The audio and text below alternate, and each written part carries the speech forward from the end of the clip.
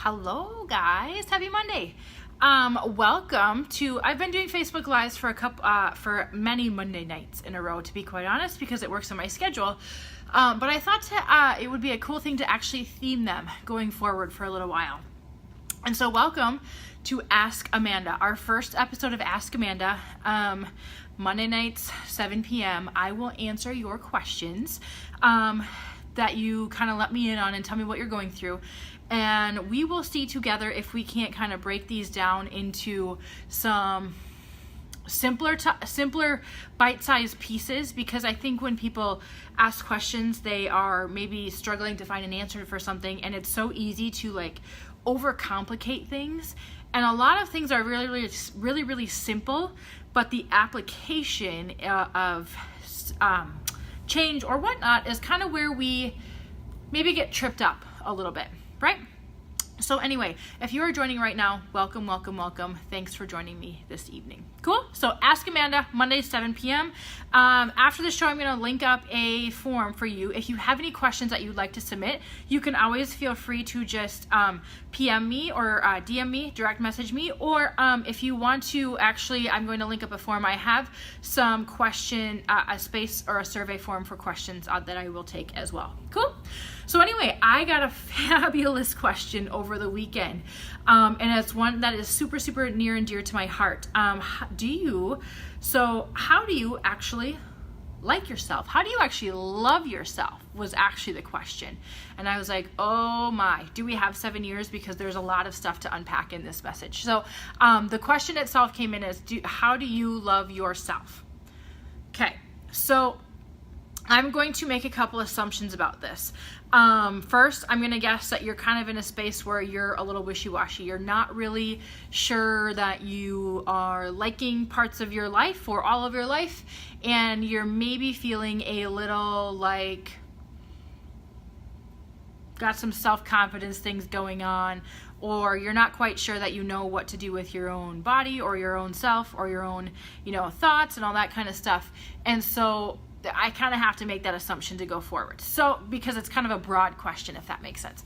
So, I think this is, I've been writing about loving yourself for 5 years, maybe longer.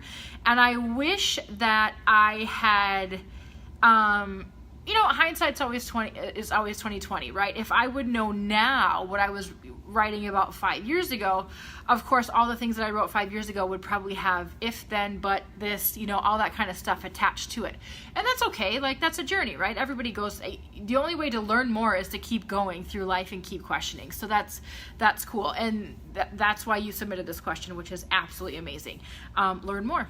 Right? And then learn more. Don't just learn more though, do more, apply more. We always get stuck in this learning of stuff, and we tend to get stuck in the application that we actually, the skills that we've learned, now we got to take them and run with it in our own personal life. So anyway, I think for most women who have, kind of come out of this self-loathing, low self-esteem, low self-worth pattern, or just low confidence, whatever that might be, that makes you think maybe you don't love yourself and maybe you loathe yourself a little bit. I think it needs to happen in layers. We can make, change needs to happen. Like if you're feeling like you're loathing yourself, we need to figure out how to actually just kind of tolerate yourself first and accept yourself before you can ever learn how to like yourself and eventually love yourself, right? I mean, there's a bunch of pieces that need to happen, and that's not something that's like, you know what, on April 30th, Amanda Fisher couldn't stand who the flip she was, but she woke up on May 1st and she was like, boom, I rock, I love myself, I love everything about me, whatever. That doesn't happen. You never arrive. I want to kind of put that out there first. I don't think anybody, unless I'm completely too soon in my journey, I don't think anybody ever arrives at, oh my God, everything is rosy all the time. That's just not how it works, right? So I think it's important to go into this with a little bit of a knowing of, or a reminder of, wherever you're at in your journey right now, whether you're in the loathing stage, the tolerating and acceptance stage, the liking yourself stage, the loving yourself stage, wherever you're at right now, that's not that's not the bad thing. You are where you need to be right now. Everybody goes through life and learns lessons as they need to. You know, the phrase, when the student is ready, the teacher appears, is very, very true. If I would tell myself now, or if I could go back and tell myself what I know now, but I, you know, like myself 5 years ago, I wouldn't have been ready to learn some of the messages that I would give myself, right? I wasn't in the right headspace. I wasn't in the right mindset. I was wrapped up in a whole bunch of different things. And so I wasn't ready to receive that message. It would have fallen on deaf ears, you know? So wherever you are right now, you're in the right spot. And yes, you can change, but don't beat yourself up for being where you're at, because it's fine. It's totally fine. So totally a personal thing that I would actually, that what the hell, I'll share it, right? So probably about, I don't know, 9 years ago, 10 years ago, like I get lost in it because I'm not quite sure when it was. I went through this phase where I was like, I don't think I'm happy. And I was like stressing out about never feeling happy, right? And I didn't know if I was a happy person or whatnot. And I actually sought out the service of, or the guidance and the help of a therapist, like a counselor. I actually made an appointment. Like, I know that what I'm feeling right now, I don't want to feel like for the rest of my life. I know that I am like searching for something and I think it's happiness, but I don't know if I'm not, you know, why am I not happy? And he looked at me and he's like, how do you know that you're not happy? And I was like, I couldn't really answer that, you know? So I guess I kind of want to apply that to this question. How do you love yourself? How do you know that you aren't loving yourself? You know, sometimes I think we have some internal mindset shifts to make that aren't this grandiose thing that just happen over the long haul, that kind of help you switch your thinking just a little bit. And I remember after he asked me that, I was like, Jesus, I don't really know if I don't love myself, or if I'm happy or not, you know? I don't feel happy, but what I knew at that time was that what I was feeling day in and day out, I wasn't content with it. It wasn't a feel-good place for me. And I'm all about, you know, going through struggling times and all that kind of stuff. Everybody has that stuff and everybody has to go through those things. It's just part of life. It's not, everything's always rosy. That's just not how it works. But like, I knew where I wasn't the place that I wanted to spend my life. And it was just like, I had come off of a whole bunch of other changes. And I was like, I think I was in a little bit of a holding pattern of I needed to just chill with those changes and stop searching for more things, right? And so I think we can also kind of get in the trap of, you know, I don't feel like I love myself, but there also we might be going through these growing pains or growing phases where, you know, you make a few changes and you sit with them for a little while. And there's this holding pattern where everything kind of gels and falls together and you learn how, you know, this person, how you act after having made these changes is the person, you know, who's up leveled just a little bit, how you act and how you go through life. And then once you kind of get used to that, you up level again, right? And then you just kind of keep going. But there's always this place of like, hey, I up leveled. And then there's like this flattening out, this little plateau place where I think people feel stuck and not exciting and whatever. And I also think that that's a very, very important place to be, because you have to learn and go through life being this slightly up-leveled version of you before you're ready to up-level again, right? You have to become the version that you've, you know, just made the changes for, if that makes sense. So I feel like I'm rambling a little bit on that. But anyway, I think there's three big kind of keys about knowing if you love yourself, like yourself, tolerate or even accept yourself, or anywhere in that cycle. And then I like to think about it as the up-leveling process. My friend Christina was actually just talking about up-leveling, and I'm like, oh my God, that's like the genius way to put this stuff. So anyway, first, all of these words start with A, so it's super, super easy to remember, actually. Awareness is the first part. Just like I was when I talked to a therapist like all those years ago, like I was aware that I didn't want to spend my life in the way that I felt, right? I was aware of that. Like I obviously I got to the awareness stage, or I was aware because I made an appointment to actually go talk to somebody. I sought somebody out to go talk to. I sought out a professional that could help me sort through some of that stuff. So awareness is key. I think that there's a lot of ways that people try to skip this step that shoot themselves in the foot. You cannot buy awareness. You can't throw money at something to try to avoid it or skip past this step or whatever. And a for instance of that is things that I talk about all the time. If you are in this place of, I am not quite sure that I like where I am right now or what I feel like, or, all of my behaviors and thoughts and habits, and I want to level up somewhere else, or I need to, kind of start sorting through this. A lot of people will just try to change everything in their life and assume that those changes will make them better or make them happier or make them love their self. Like, for instance, a weight loss program. If I could just lose 60 pounds, I will love myself. If I could just be a size whatever, I will love myself. If I could just stop freaking eating sugar, I will love myself. If I could just, right? It's all of that kind of stuff. And so we can't skip awareness because it's literally the acceptance of, this is where I'm at right now and this is what I want to feel like. So if you find yourself getting into this trap of, I think I'm going to like myself better if I'm a different size, or I'm a different, whatever weight number, or if I have this better job, or if I have a better husband, or if I have a better whatever. If you think that you're going to love yourself or like yourself or be happy or tolerate anything about yourself just because you have something new, it's not going to work.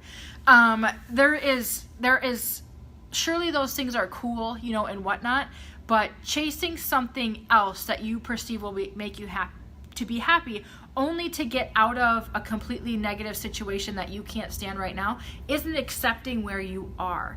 It's basically ignoring it. You're just basically saying get me the hell out of here to get me here, and this has gotta work, right? I gotta feel better about myself right here.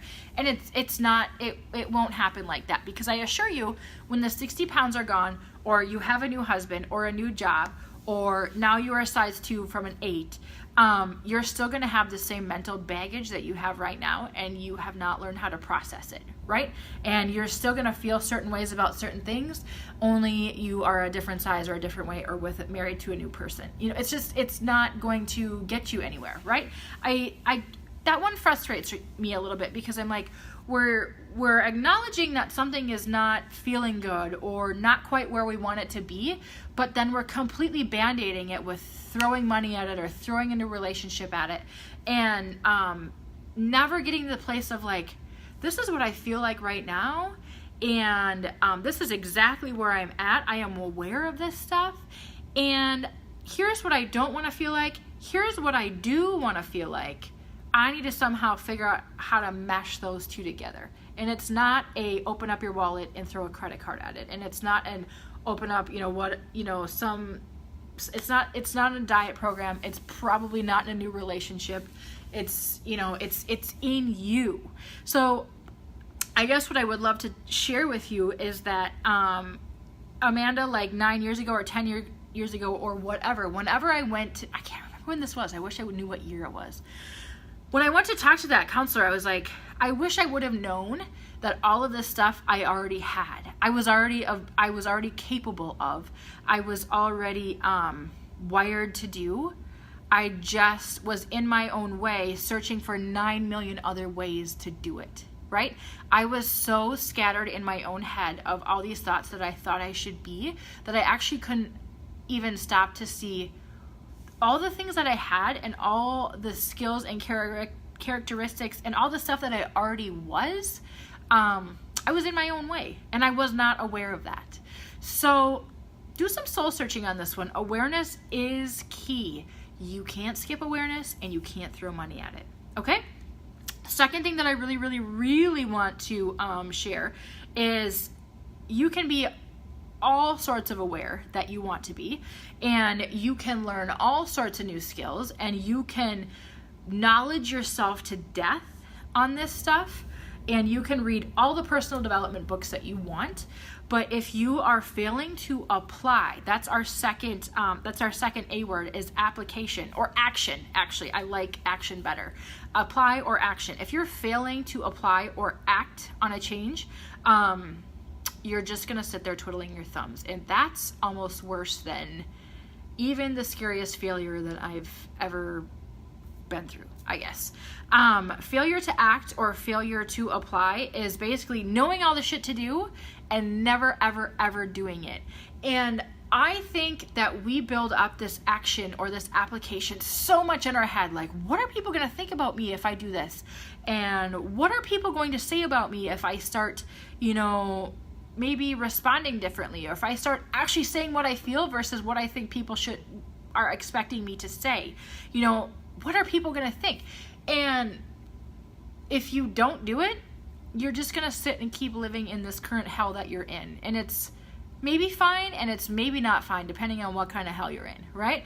But the failure to apply or taking the action is the biggest barrier that I see for any woman that comes into a coaching program that I run, that embarks on any sort of change, whatever.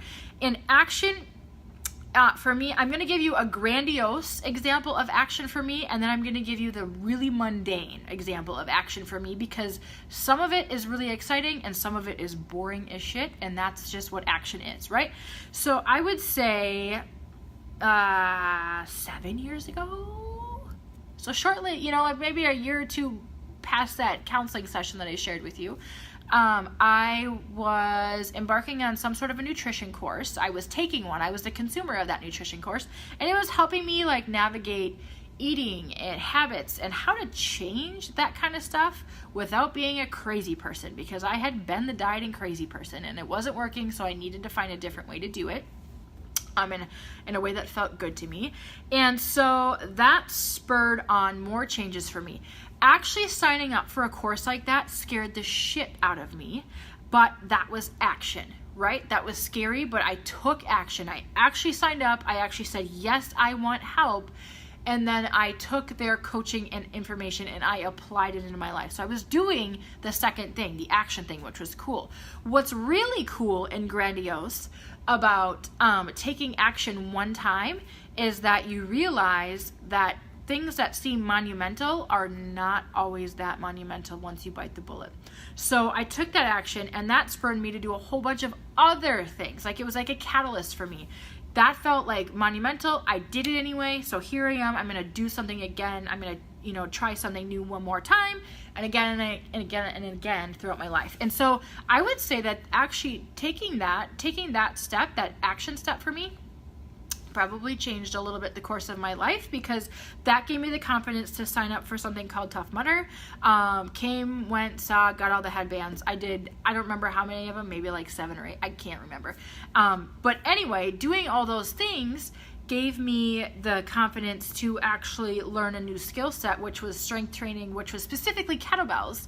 And that actually seeking out a kettlebell coach, meeting her, learning her system and how she goes through things. She ultimately also changed the course of my life, because kettlebells for me came into getting certified in kettlebells, also becoming a personal trainer, teaching other people how to like themselves through exercise and give themselves confidence through lifting. And then that ultimately gave, then I was like, now I need to add a nutrition coaching certification. Now I need to open up a small group fitness gym. Now I need to coach women online that I am meeting online that are struggling, and I can't reach, that they can't come to my gym because they are 500 miles away instead of 5. So I used to sit behind a desk, and it wasn't a bad job, but that was not a place in my life where I wanted to spend my existence, if that makes sense. And so maybe I arrived at this place a little bit goofy through a series of crazy steps, but I also think that when the student is ready, the teacher appears, and that happened in a very specific order for me. First of all, I was questioning whether or not I was happy. Then I sought out a counselor. Then all these things started trickling down the line. So if you fail to act or apply, you'll just stay stuck. You'll just know what to do and never do it, and that's not a cool place to be, right? So there is some bravery in that. You have to try new things, and I promise it seems scary, but it's not that scary, and it's actually really exhilarating. But that was the grandiose version. I also want to show you how boring change can be, because I'm not gonna lie to you, the changes I'm making right now are like not exciting, but they're still the same concept. Little things over time, acting on little things over time add up exponentially. Cool? So I'm actually changing how I how I run my business as a mostly stay-at-home mom. My family and I, we lost our daycare a couple months ago, and it was a scary thing at the time, but it was also maybe a kick in the ass that I needed, and it just forced me to change things that I didn't know I needed to change or was not ready to confront at the time. And so it forced me definitely to schedule my time a lot differently, and it forced me to look at the priorities that I needed to look at. So not exciting stuff. So literally, like, I know that I need to be home basically most of the time that my husband is at work, aside from like 2 mornings a week, literally 7 hours each week where we have arranged care. And it's been kind of an adjustment process, but this is the change that I'm putting into place now. When do I do my coaching for my clients in person? Well, that's for some schedule changes for me, which in turn forces, some communication and, whatever and all that kind of stuff. When do I do my online coaching? Because everybody says that you can coach an ass ton of clients online while you stay at home as a mom. And actually, online coaching requires, that's the piece of my business that I run through Amanda Fisher Coaching, requires a lot of time and attention, because not seeing your clients face to face is sometimes actually harder than, what it looks like. It's not just all fun and games like, I'm gonna log in and chat with somebody quick and then log out. No, it's figuring out when when you can have the attention to actually do those things, and when your kids aren't needing you every second of the day, and when you can actually have a good conversation with clients. So it's that action or application is really just scheduling, and it's really just getting up at different times and going to bed at different times. That's very unsexy, and it's not grandiose, but it's the same concept as all that cool Tough Mudder kettlebell coach changing the course of my business stuff. Same thing, just the unsexy version of it. Okay? And then finally, the last A in our 3 parts here is arrival. I really think that a lot of people think, I'm not sure that I like myself, and I'm not sure that I love myself, and that one day they're just going to arrive at this magical self-love space. And that's bullshit. Like, I don't think you ever arrive there. So like I kind of talked to you in the intro of this video, this kind of stuff comes in layers. So there will be parts of you that are like, you made a tiny little change, and then you sit with that change and figure it all out and all that kind of stuff. And then you get, maybe feel complacent, but there's actually some really, internal shifts that are going on. And then, you shed another layer, and maybe that tolerate and acceptance part of you turns to like you're actually like, I'm showing up for myself now just a little bit more than I was, a month ago or a year ago or 5 years ago. And never discount that, because that's huge. And you're showing up and you're recognizing things that are maybe causing some friction in your life, and you're acknowledging them, but maybe you're not quite doing everything that you need to do about them right now, but that's okay. But you're still recognizing that you need to be on the top of your list, which is huge, huge, huge, huge. If we could catapult women to this stage, I think we would get places really quick, okay? And then after that, you probably shed another layer, and then maybe you get to this space where you're like, damn, I have a lot of skills to offer, right? I have a lot of cool shit to share with this world. And you start to pay attention to the people that are energizing that shit and energizing you about that shit. And you also start paying attention to the people that drain that shit right out of you. And you start adjusting how you think and your social circles and your habits and all that kind of stuff. Here's the thing. This doesn't happen in 3 days, 30 days, 300 days, 3,000 days. This is a different process for everybody. So awareness, big deal. Action, huge deal. Arrival, guess what? It's not that sexy because you just keep growing as time goes on. There's never like an arrival date. The day that Amanda Fisher or Jamie or Lisa, you ladies watching this, that was the day that you magically decided, I don't loathe myself, I love myself. There's not a day on the calendar that's ever going to happen. You're just going to start recognizing different things as time goes on, and you're also going to recognize, you're going to be able to call yourself out on your own bullshit. Like when you're like, if I don't really like how I feel today or this week, I have to change it. I can't let somebody else change that for me. I can't put the power in somebody else's hands. I have to change how I think. I have to change where I spend my energy and my money. I have to change how I show up. I have to change how I am at home and how I am in my social circles. Like me. The answer is me. The answer is you. The answer isn't a product, a new diet, a new size, a new husband, a new whatever. The answer is you, right? That's the big deal. So, guess what? All of this stuff sounds really simple for me to say on a Facebook Live. All of this stuff is like, just keep going, day in and day out. It's the unsexy pursuit of just keep leveling up your life. And leveling up literally can mean 100 different things to 100 different people. It can mean something different to everybody. That's okay. It doesn't have to mean the same. My leveling up doesn't have to mean your leveling up, and vice versa. We're two different people. Leveling up for your first shedding of, getting out of loathing to liking or tolerating acceptance might be quitting drinking Diet Pepsi because it gives you stomach aches, and that makes room for water in your life, and all of a sudden, good things start happening down the nutrition road. It might be acknowledging that you really hate going to the job that you're going to and spending 47 hours every week doing something that you hate. And so you're going to start shifting and finding something to do that you love, or at least tolerate and accept a little bit different than what's going on right now. It's different for everybody. It really, really is. So anyway, it's all of this stuff. I think I talk about, do you like yourself? Do you love yourself? I used to write about it a lot. I've kind of stopped writing about it so much because I don't want to give the impression that it's this magical space anymore. It's not. I almost would equate loving yourself to basically just giving a shit about yourself. And that sounds kind of like crass and maybe an oversimplified way of saying it.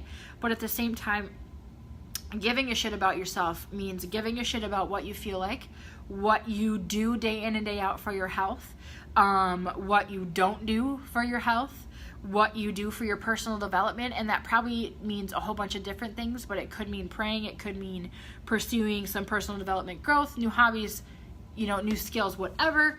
It means being content with the life, the gifts that you're given, and not always seeing the grass be greener somewhere else.